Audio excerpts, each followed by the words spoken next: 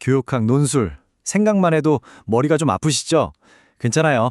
오늘 이 복잡한 시험 문제를요, 김 교사라는 한 선생님의 성장 이야기로 한번 풀어볼게요. 이 김 교사의 일지를 쭉 따라가다 보면, 그 딱딱하던 이론들이 어떻게 진짜 살아 숨쉬는 수업으로 변하는지 그 핵심을 발견하게 되실 겁니다. 자, 그럼 바로 시작해볼까요? 수업의 개선을 추구하는 교사.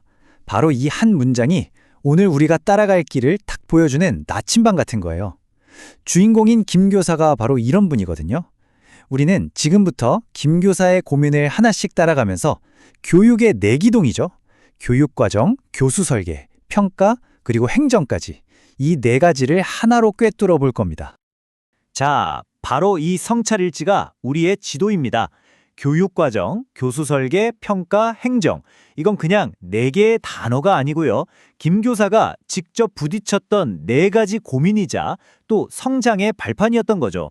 그럼 첫 번째 고민인 교육과정부터 함께 들어가 보시죠. 김 교사의 첫 번째 고민, 바로 교육과정입니다. 이게 왜 시작됐냐면 연수를 갔다가 큰 영감을 받은 거예요. 아니 그냥 정해진 대로만 가르치는 게 맞나? 우리 학교, 우리 반 학생들한테 딱 맞는 진짜 살아있는 교육과정을 만들 수는 없을까? 바로 이 생각에서 모든 게 시작된 겁니다. 그러니까 김 교사의 고민은 결국 어떻게 하면 이 획일적인 틀을 깰 수 있을까 하는 거였어요. 모든 학생한테 똑같은 옷을 입히는 게 아니라 학생 한 명 한 명에게 딱 맞는 옷을 디자인해 주는 거죠. 이게 요즘 정말 많이 강조되는 학교 자율성의 핵심이고 김 교사의 첫 번째 미션이기도 합니다. 자, 그래서 이 고민에 대한 해답의 실마리로 김 교사가 찾아낸 게 뭐냐? 바로 워커의 자연주의 모형입니다. 이게 대체 뭘까요? 우리 시험에서도 아주 중요한 포인트인데 이 모형이 어떻게 유연한 교육과정을 만드는 열쇠가 되는지 지금부터 한번 제대로 파헤쳐 보겠습니다. 워커 모형의 첫 단추는 바로 강령을 다지는 겁니다. 이게 그냥 자, 오늘 회의합시다 이런 수준이 아니에요. 교육과정을 만들기 전에 참여하는 모든 사람이 모여서 우리가 믿는 교육은 어떤 모습인가, 우리의 진짜 목표는 뭐지? 이런 근본적인 철학을 먼저 공유하고 시작하는 거죠. 이 단단한 토대가 없으면요, 그 위에 아무리 멋진 계획을 쌓아도 그냥 모래성이 될 뿐입니다. 그러니까 핵심은 이거예요. 학교에 자율성을 주면 훨씬 더 다양하고 유연한 교육과정이 만들어질 수 있잖아요. 워커 모형은 바로 이 가능성을 수기라는 깊이 있는 토론을 통해서 현실로 만들어내는 거고요. 여기서 진짜 중요한 게 뭐냐면 이 과정이 성공하려면 반드시 타협하고 조정하는 자세가 필요하다는 거예요. 내 말이 무조건 맞아! 이게 아니라 우리 같이 더 좋은 답을 찾아보자. 바로 이 마음가짐이 핵심인 거죠. 자, 이렇게 해서 훌륭한 교육과정이라는 지도는 만들었어요. 근데 이제 진짜 중요한 질문이 남았죠. 이 좋은 지도를 가지고 학생들을 어떻게 목적지까지 잘 데리고 갈 것인가? 이게 바로 김 교사의 두 번째 고민, 교수 설계의 영역으로 넘어가는 지점입니다. 이 두 번째 고민의 핵심 키워드는 너무나도 중요한 학습자 중심입니다. 뭐 당연한 말 같죠? 그런데 우리가 이걸 종종 잊어버려요. 모든 학생의 머릿속은 다르게 생겼다는 사실 말이에요. 어떤 학생은 그림으로 이해하고 어떤 학생은 글로 이해하거든요. 김 교사는 바로 이 지점에서 고민을 시작합니다. 그래서 김 교사의 질문은 딱 두 가지로 모아져요. 첫째, 학생들마다 다른 생각하는 방식 자체를 내가 어떻게 파악할 수 있을까? 그리고 둘째, 그렇게 파악한 학생들한테 이 복잡한 내용을 어떻게 하면 가장 효과적으로 조직해서 보여줄 수 있을까? 이 두 가지죠.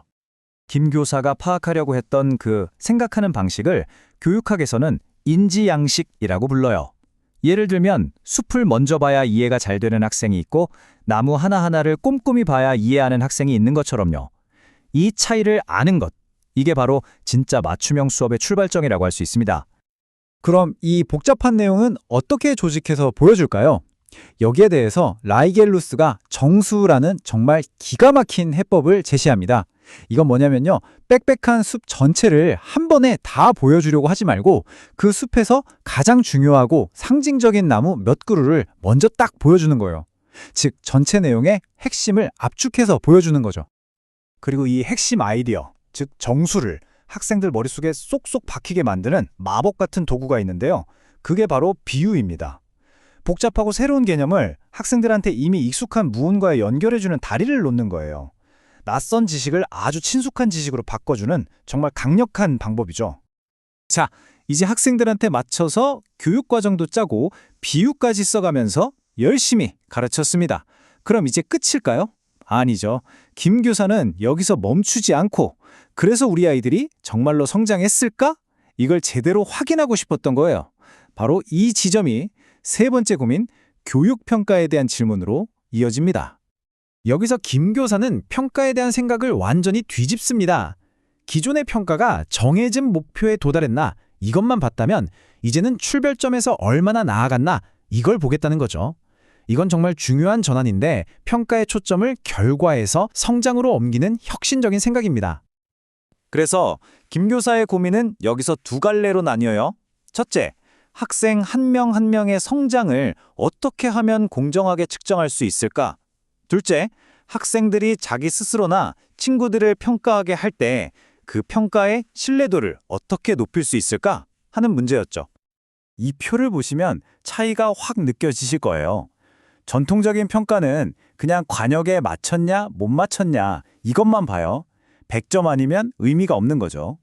하지만 성장참조 평가는 이 새싹이 얼마나 자랐는가를 봅니다. 예를 들어 30점이었던 학생이 60점이 됐다면 이건 90점 학생이 95점이 된 것보다 훨씬 더 큰 성장일 수 있거든요. 이야말로 모든 학생에게 나도 할 수 있다는 성공의 경험을 선물하는 진짜 교육적인 평가 방식이죠. 그럼 두 번째 문제, 학생들끼리 하는 평가의 신뢰도는 어떻게 높일까요? 해답은 의외로 간단합니다. 바로 평가의 규칙을 미리 알려주는 거예요. 그냥 잘했다, 못했다 이렇게 막연하게 평가하는 게 아니라 주장이 명확한가, 근거는 충분한가 같은 구체적인 체크리스트, 이걸 우리가 루브릭이라고 부르죠. 이걸 주는 거예요. 그러면 학생들도 감정이 아니라 객관적인 기준에 따라서 평가할 수 있게 됩니다. 자, 지금까지 한번 보세요. 김 교사 혼자서 교육과정도 바꾸고 수업도 설계하고 평가 방식까지 바꿨어요. 정말 대단한 노력을 한 거죠. 그런데 여기서 한계에 딱 부딪힙니다. 아, 교사 한 명의 열정만으로는 학교 전체를 바꿀 수가 없구나. 결국 시스템의 지원이 필요하구나. 이걸 깨닫게 된 거예요. 이게 바로 마지막 영역, 교육 행정으로 넘어가는 부분입니다. 그래서 이 마지막 장의 핵심은 혼자가 아니라 함께입니다. 교사의 성장이라는 게 무슨 슈퍼히어로 한 명한테 달려있는 게 아니라는 거죠. 동료 교사들과 함께 배우고 성장할 수 있는 문화와 시스템의 문제라는 걸 이야기하고 있습니다. 김 교사가 받아온 연수는 공식적으로 직무연수라고 불리죠. 물론 도움이 됐을 거예요. 하지만 강의실에 앉아서 혼자 듣는 연수만으로는 실제 교실에서 벌어지는 그 복잡한 문제들을 다 해결하기에는 역비족이었던 거죠. 김 교사에게 정말 필요했던 건 동료들과 머리를 맞대고 이럴 땐 어떡하지? 같이 고민하고 답을 찾아가는 그런 과정이었습니다. 그래서 학교가 뭘 해줘야 하느냐? 해결책은 아주 구체적이에요. 첫째, 시간과 공간을 보장해줘야 합니다. 교사들이 이런저런 잡무에 시달리는 대신 동료들이랑 같이 수업 연구하고 토론할 수 있는 시간을 학교가 공식적으로 만들어줘야 한다는 거죠. 둘째, 불필요한 행정 업무를 과감하게 줄여주는 겁니다. 교사가 서류 작업이 아니라 학생과 수업 연구에 집중할 수 있을 때 그때 비로소 학교가 진짜로 변하기 시작하는 겁니다. 결국 지금까지의 모든 이야기가 이 하나의 그림으로 완성되는 거예요. 좋은 교육과정을 만들고 효과적인 교수법으로 가르치고 성장을 중심으로 평가하고 마지막으로 학교가 이 모든 걸 시스템으로 든든하게 지원할 때 이 네 개의 바퀴가 함께 잘 굴러갈 때 비로소 우리 교육이라는 새싹이 제대로 자랄 수 있는 겁니다. 김 교사의 여정을 쭉 따라온 우리는 결국 이 질문 앞에 서게 됩니다. 교사의 성장을 뛰어난 한 개인의 노력에만 기댈 것인가? 아니면 우리 모두를 함께 성장시키는 시스템의 책임으로 만들 것인가? 아마 이 질문에 대한 답은 우리 모두의 손에 달려 있을 겁니다. 오늘 분석은 여기까지입니다.